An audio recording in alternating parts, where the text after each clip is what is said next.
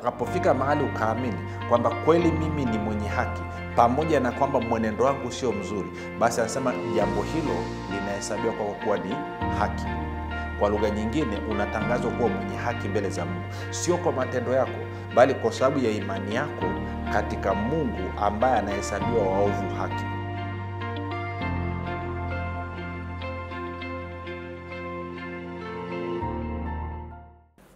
Popote pale ulipo rafiki, nakukaribisha katika mafundisho ya Kristo kupitia vipindi vya neema na kweli. Jina langu naitwa Huruma Gadi. Ninafuraha kwamba umeweza kuungana nami kwa mara nyingine tena ili kuweza kusikiliza kile ambacho Bwana wetu Yesu Kristo ametuandalia.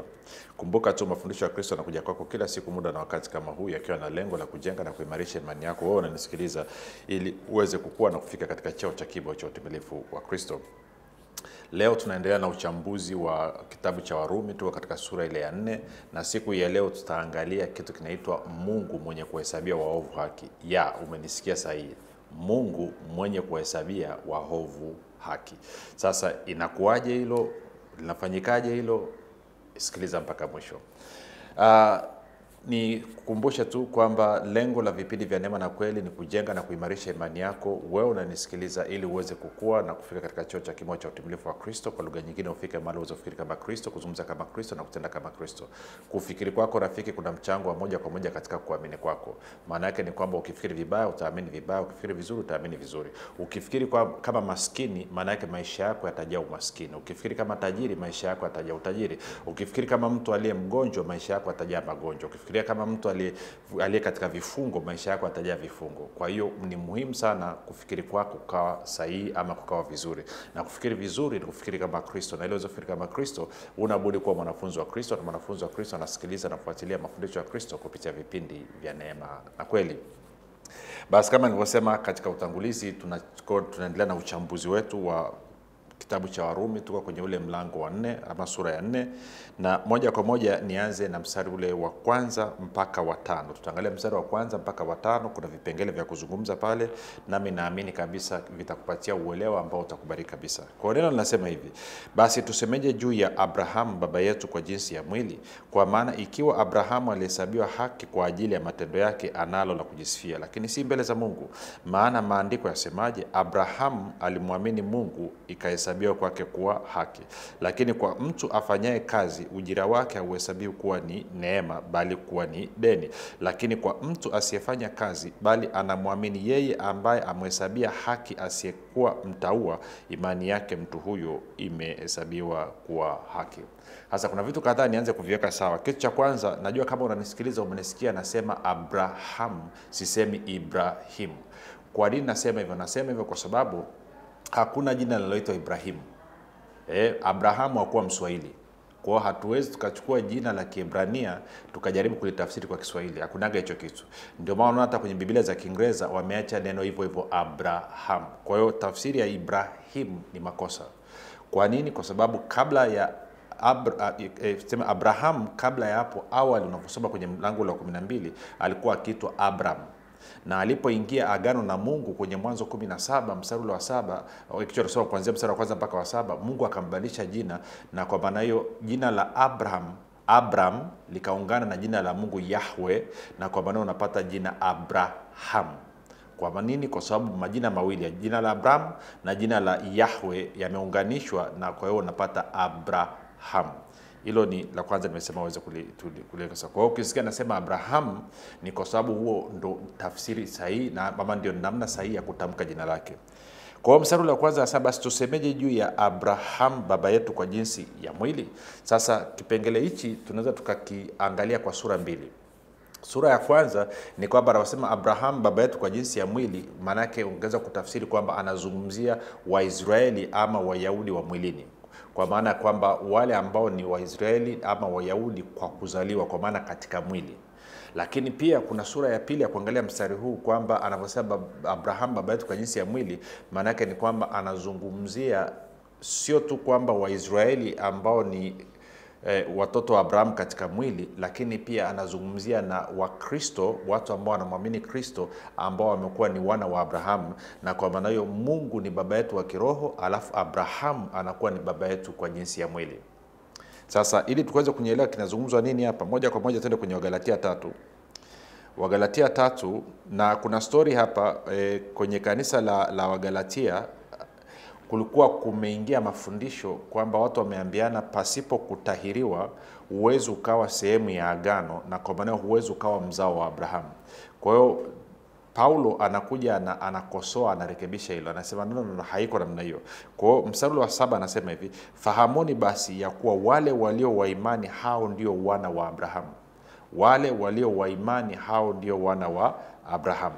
Alafu ukiendelea kusoma mstari ule wa 16 anasema basi ahadi zilinenwa kwa Abrahamu na kwa mzao wake, hasemi kwa wazao wake kana kwamba ni wengi, bali kana kwamba ni mmoja, kwa mzao wako yani Kristo.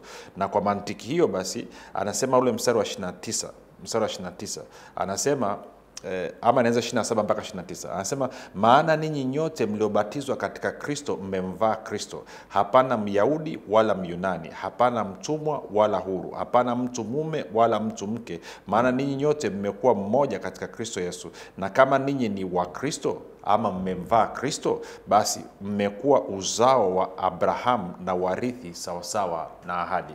Kwa hiyo mistari hii ndio kusomea kwenye Wagalatia 3 inaonyesha kwamba kitu cha kwanza anasema walio wana wa Abrahamu ni wale walio wa imani. Imani ipi? Imani katika Yesu Kristo na kile ambacho Yesu Kristo amekifanya. Kwa hiyo anasema wale ambao imani yao iko katika Yesu Kristo, hao ndio wana wa Abrahamu. Na hawa ndio ambao ni warithi wa Abrahamu, mstari wa 29.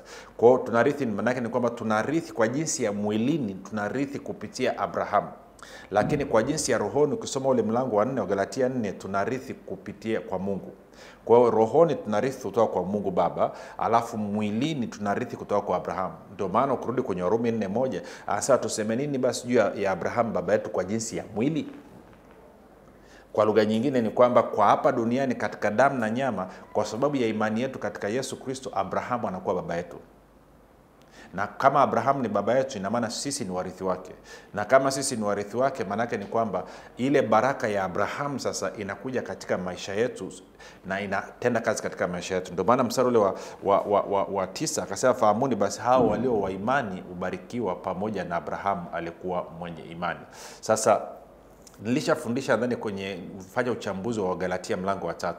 Unaweza ukaenda ukarudi kwenye mafundisho kule ukasikiliza. Ni muhimu sana kwa sababu kama haujapata uelewa sahihi kwamba wewe ni mzao wa Abrahamu, maana yake ni kwamba hutakaa uone baraka ya Abrahamu ikitenda kazi katika maisha yako kwa ufanisi na kwa viwango ambavyo Mungu alikusudia. Kwa nini? Kwa sababu hii baraka ya Abrahamu ni kwa ajili ya mzao wa Abrahamu, mzao ambaye Mungu alimwahidi Abrahamu katika Mwanzo 15. Kwa baada ya kusema hayo, turudi Warumi 4 mstari ule wa kwanza tena. Haleluya. Kwa hiyo Warumi 4 mstari ule wa kwanza anasema basi tusemeje juu ya Abrahamu baba yetu kwa jinsi ya mwili? Anasema kwa maana ikiwa Abrahamu alihesabiwa haki kwa ajili ya matendo yake, analo la kujisifia, lakini si mbele za Mungu. Kwa hiyo anasema Abrahamu hakuhesabiwa haki kwa sababu ya matendo yake. Abrahamu hakuhesabiwa haki kwa matendo yake. Na hata kama angetaka kujigamba kwamba haki amepata kwa matendo yake, Mtume Paulo anasema sio mbele za Mungu. Kwa nini? Kwa sababu mstari wa 3 anasema, sasa mstari wa 3, wa 4 na wa 5 ni ruhusu nisome kwenye Biblia ya tafsiri ya neno, kwa sababu amekamata kitu kizuri ambacho nataka tukizungumze. Biblia ya tafsiri ya neno, ule mstari wa ngapi? Wa 3 mpaka wa 5. Anasema hivi kwenye tafsiri ya neno. Haleluya. Anasema hivi, kwa maana maandiko yasemaje? Abrahamu alimwamini Mungu na ikahesabiwa kwake kuwa haki. Kwa hiyo tunaona hii haki Abrahamu aliipata kwa imani, sio kwa matendo yake. Alafu mstari wa 4 anasema hivi, basi mtu afanyapo kazi, mshahara wake hauhesabiwi kwake kuwa ni zawadi, bali ni haki yake anayostahili. Lakini kwa mtu ambaye hafanyi kazi na anamtumaini Mungu, yeye ambaye huwahesabia waovu haki, imani yake inahesabiwa kuwa haki. Sasa sikiliza mstari wa 4 kitu alichokisema rafiki. Anasema lakini kwa mtu ambaye hafanyi kazi na anamtumaini Mungu ama anamtegemea Mungu, yeye ambaye huwahesabia waovu haki, imani yake inahesabiwa kuwa haki. Mstari huu unasema kwamba Mungu anahesabia waovu haki. Sijui kama umesikia rafiki. Mungu anahesabia waovu nini? Haki. Mungu anahesabia waovu haki.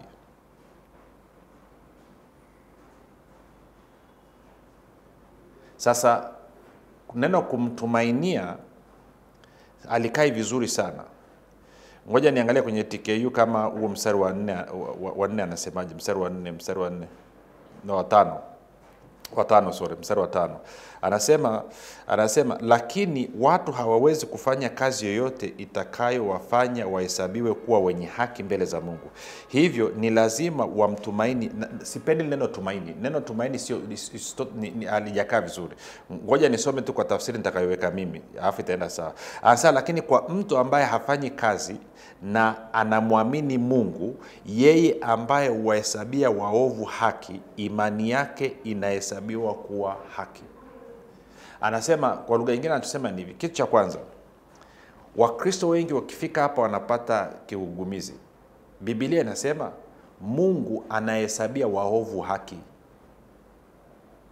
Sasa, je, unaweza kuamini kwamba pamoja na kwamba wewe ni mwovu, Mungu anakuhesabia haki? Mungu anakutangaza wewe ni mwenye haki pamoja na uovu wako. Je, unaweza ukaamini moyoni mwako kwamba Mungu anawahesabia haki waovu? Anawatangaza waovu kwamba hawana hatia, anawatangaza waovu kwamba hawana mgogoro na yeye.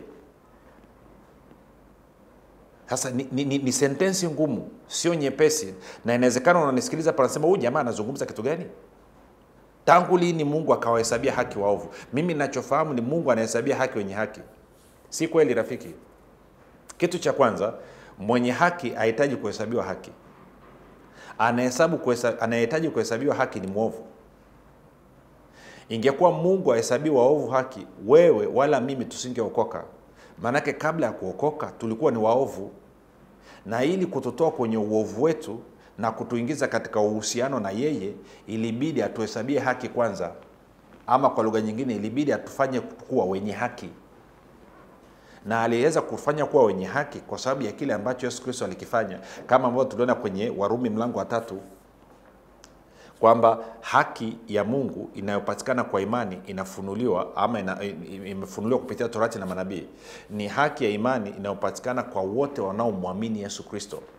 Kwamba tunapoamini katika damu ya Yesu Kristo, tunapoamini katika ukombozi, katika neema ya Mungu, tunahesabiwa haki. Kwa hiyo kwa lugha nyingine, Mungu anatangaza watu kuwa wenye haki sio kwa matendo yao, bali kwa neema yake. Kwa lugha nyingine, kwa utashi wake mwenyewe, kwa kupenda kwake mwenyewe, ameamua. Ndio maana tunasema neema ni kupata kile usichokistahili. Sasa ukiwaambia Wakristo kwamba Mungu anahesabiwa waovu haki, hawataki. Mkristo anachotaka, na haswa watu waliokoka, wanataka waovu waadhibiwe. Sasa kama wewe kiu yako na shauku yako ni waovu waadhibiwe, then kwa nini unahubiri injili? Okay, wewe umemhubiria mtu injili amekataa. Kwa nini unataka adhibiwe? Kwa nini usimpelekea habari njema, mwambie ndugu, hivi unajua wewe pamoja na kwamba ni mlevi, pamoja na kwamba ni kibaka na nini, kwamba kwa sababu ya kile ambacho Yesu Kristo amekifanya, Mungu amekuhesabia wewe haki? Ukiamini leo hii, hiyo haki inakuwa ya kwako. Ukiikataa, inakuwa ni hasara kwako. Kwa hiyo anasema, nitarudia tena mstari wa 3 mpaka wa 5 kwenye Biblia ya neno. Kwa maana maandiko yasemaje? Abrahamu alimwamini Mungu na ikahesabiwa kwake kuwa haki. Aliamini nini? Anasema basi mtu afanyapo kazi, mshahara wake hauhesabiwi kwake kuwa ni zawadi, bali ni haki yake anayostahili. Lakini kwa mtu ambaye hafanyi kazi na anamwamini Mungu, yeye ambaye huwahesabia waovu haki, na anamwamini Mungu, yeye ambaye huwahesabia waovu haki, imani yake inahesabiwa kuwa haki. Sasa unaweza usielewe kitu hicho. Ngoja nikwambie kitu rafiki.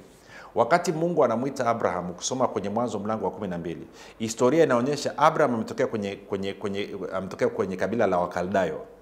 Kama unakumbuka story ya Wakaldayo katika kitabu cha Danieli, Wakaldayo walikuwa ni kati ya wale wachawi ambao walikuwa wanafanya kazi mbele ya mfalme Nebukadneza.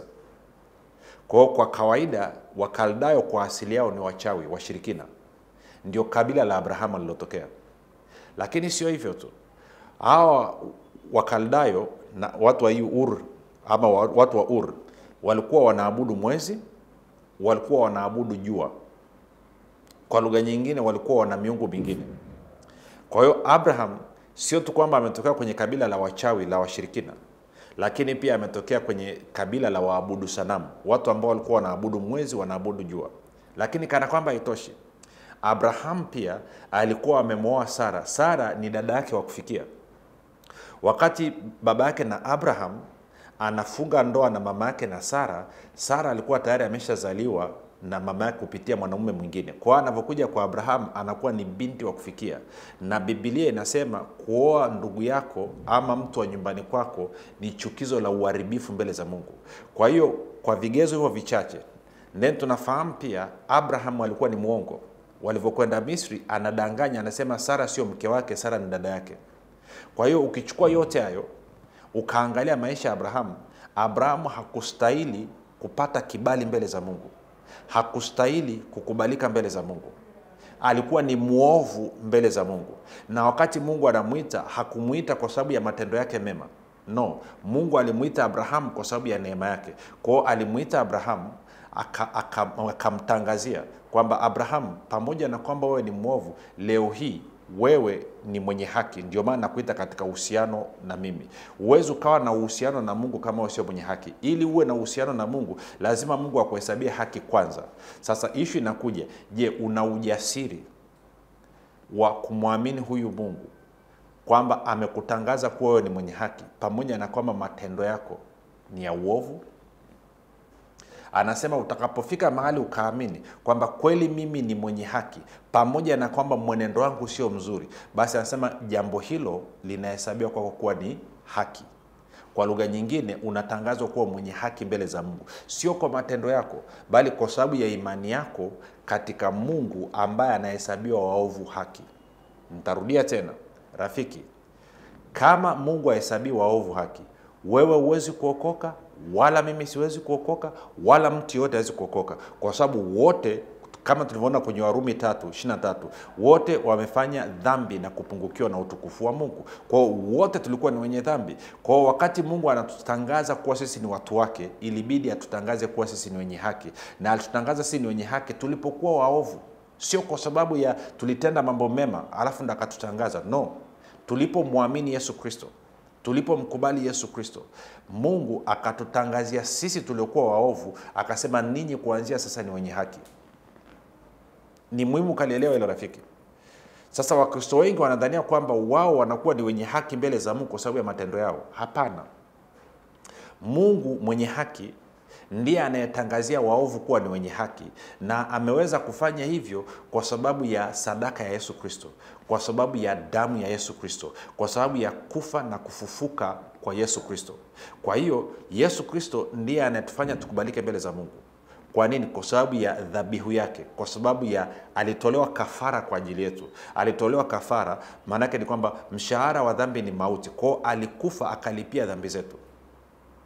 Alichukua magonjwa yetu akalipia. Alichukua umaskini wetu akalipia. Alichukua kila kitu kilichokuwa kibaya ambacho ni madhara ya dhambi, akakibeba katika mwili wake akalipia. Na alifanya hayo tulipokuwa tungali waovu. Hakufanya tulipokuwa watakatifu. Ndio maana kwenye Warumi 5:8 kama ambavyo tutaona, anasema bali Mungu adhirisha pendo lake kwetu sisi kwamba Kristo alikufa kwa ajili yetu tulipokuwa tungali wenye dhambi. Yesu hakufa kwa ajili yetu tulipokuwa watakatifu, alikufa tulipokuwa wenye dhambi. Kwa nini? Kwa sababu huyu Mungu ambaye ni mwenye haki ameamua kututangaza sisi tuliokuwa wenye dhambi waovu kuwa ni wenye haki. Sasa ukiamini katika hilo, anasema wewe sasa unatangazwa kuwa mwenye haki. Ukikataa kuamini, unaendelea kuwa mwenye dhambi, pamoja na kwamba Mungu amekutangaza kuwa ni mwenye haki kwa sababu ya Yesu Kristo. Lakini kwa kuwa umekataa kuamini, unaendelea kuwa ni mwenye dhambi. Nataka litumbukie hilo rafiki. Kwa hiyo usije ukajidanganye kwamba mpaka matendo yako yawe safi kwa 100% ndo utakubalika mbele za Mungu, ndo utaonekana mtakatifu mbele za Mungu. No, haiendi hivyo rafiki. Haiendi hivyo. Na mbaya zaidi, anasema, angalia ule mstari wa 4 anavyosema. Anasema basi mtu afanyapo kazi mshahara wake hauhesabiwi kwake kuwa ni zawadi, bali ni haki yake anayostahili. Na hii ndio kosa ambalo watu wengi wanafanya, kwamba anasema kwa sababu amefunga, kwa sababu hanywi pombe, kwa sababu hafanyi makosa, basi nastahili Mungu anitendee ABCD. Alafu asipotendewa anakereka, anakwazika. Alafu anashindwa kuelewa kwa nini. Alafu wivu unanyenyuka ndani mwake, uchungu unanyenyuka ndani mwake. Waangalie watu wa mataifa wanaishi tu katika dhambi lakini wanafanikiwa. Angalia mimi naishi najitahidi, sifanyi dhambi, sifanyi nini, alafu sifaniki. Kwa nini? Kwa sababu huyu mtu ameshindwa kuelewa kwamba mbele za Mungu unapata haki sio kwa matendo yako. Unapata haki kwa kumwamini Yesu Kristo. Unapata haki kwa kumwamini Mungu ambaye anahesabia waovu haki. Sio kama unanielewa? Okay, niongeze kitu kingine kimoja hapo. Muda unanikimbia lakini ngoja niongee nisipomaliza mazia kipindi kinachokuja. Tunapozungumzia haki rafiki, haki ni asili, sio tabia wala matendo. Nitarudia tena. Haki ni asili, sio tabia wala matendo. Kabla hujazaliwa mara ya pili, ulikuwa una asili ya dhambi. Asili ambayo iliathiri tabia yako na matendo yako. Baada ya kuzaliwa mara ya pili, kwa lugha nyingine, baada ya kumwamini Yesu Kristo, ukazaliwa mara ya pili, ukapewa asili mpya, asili ya haki. Asili ambayo ikaathiri tabia yako na matendo yako. Kama una asili ya dhambi, maana yake ni tabia yako na matendo yako yatakuwa ni ya mwenye dhambi. Kama una asili ya haki, maana yake nini? Tabia yako na mwenendo wako utakuwa wa mtu mwenye haki.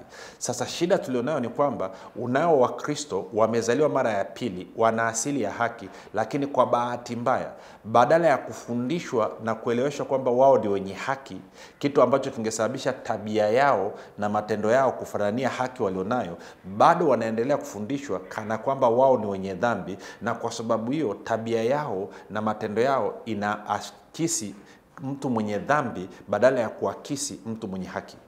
Ndio maana nikianza kwenye vipindi huwa nasema ukifikiri vibaya utaamini vibaya. Kwa hiyo wewe uliye mwenye haki, utakapoaminishwa kwamba wewe ni mwenye dhambi, tabia yako na matendo yako yatafanania mtu mwenye dhambi. Lakini ukifundishwa ukweli, ukaelezwa kwamba wewe ni mwenye haki, maana yake ni kwamba tabia yako na matendo yako vitaashiria, vitaakisi asili yako mpya ya haki. Kwa lugha nyingine, huwezi ukadhihirisha katika maisha yako kile ambacho uko katika roho yako pasipo kuamini. Katika roho yako wewe unafanana na Kristo 100%. Wewe ni mwenye haki, wewe ni mtakatifu, hauna hatia, hauna mawaa wala lawama. Lakini ili hicho ulichonacho katika roho yako kiweze kudhihirika katika damu na nyama, ni lazima uamini kwa moyo wako. Unapoamini kwa moyo wako kwamba wewe ni mwenye haki, wewe ni mtakatifu, hauna hatia wala mawaa, then hilo unaloliamini kwa moyo wako ambalo ni kweli katika roho yako linaanza kudhihirika katika tabia yako na matendo yako ya mwili. Umenielewa rafiki ninachokizungumza? Ni muhimu sana ukalielewa hilo rafiki. Haianzi tabia njema na matendo mema alafu ndo unakuwa mwenye haki. Inaanza asili ya haki kwanza, alafu unapoamini katika hiyo asili ya haki, then tabia yako na matendo yako vinaanza kuashiria, kuakisi asili yako ulionayo mpya ambayo ni asili ya haki. Sasa kwa bahati mbaya kwenye kanisa, watu wanafundishwa kwamba wabadilishe tabia kwanza na matendo ndo watakuwa wenye haki. Haiendi hivyo. Unaanza kuamini kwanza kwamba wewe ni mwenye haki kwa sababu ya kuzaliwa mara ya pili, alafu ndio tabia yako na matendo yako vitabadilika. Tabia na matendo haviwezi kukubadilika kabla hujafanya maamuzi ya kuamini na kukubali kuwa wewe ni mwenye haki. Inaanza utambulisho wako, your identity kwanza, kwamba wewe ni mwenye haki. Ukikubali hilo, tabia yako na matendo yako yanabadilika. Lakini wewe uliye mwenye haki, ukiendelea kuamini katika moyo wako kwamba wewe ni mwenye dhambi, badala ya kudhihirisha haki ulionayo katika roho yako, utaanza kudhihirisha tabia na matendo ya dhambi ambayo umeamini katika moyo wako. Kwa sababu matendo yako, tabia yako na matendo yako vinatiririka kutoka katika moyo wako. Kwa hiyo moyo wako ukiruhusu kilicho kwenye roho yako kidhihirike, kitadhirika. Moyo wako ukigoma, kilicho kwenye roho yako hakitaka kidhirike. Na ndio maana Paulo anasema msiambiane uongo. Vua utu wa kale. Nini? Asili ya dhambi, asili ya damu. Vaa utu mpya. Nini? Asili ya haki, asili ya Kristo. Jina langu naitwa Huruma Gadi. Yesu ni Kristo na Bwana. Tukutane kesho muda na wakati kama huu. Ni ushindi katika vita vya kiroho kutoka kwa Mwalimu Huruma Gadi. Anapoelezea namna ya kumshinda adui. Kila mwanadamu hapa duniani yupo katika vita. Haijalishi unajua au haujui. Na Wakristo, vita hivi vya kiroho ni vita vya imani. Jipatie kitabu chako Ushindi katika Vita vya Kiroho ili uweze kujua zaidi ni namna gani utamshinda adui.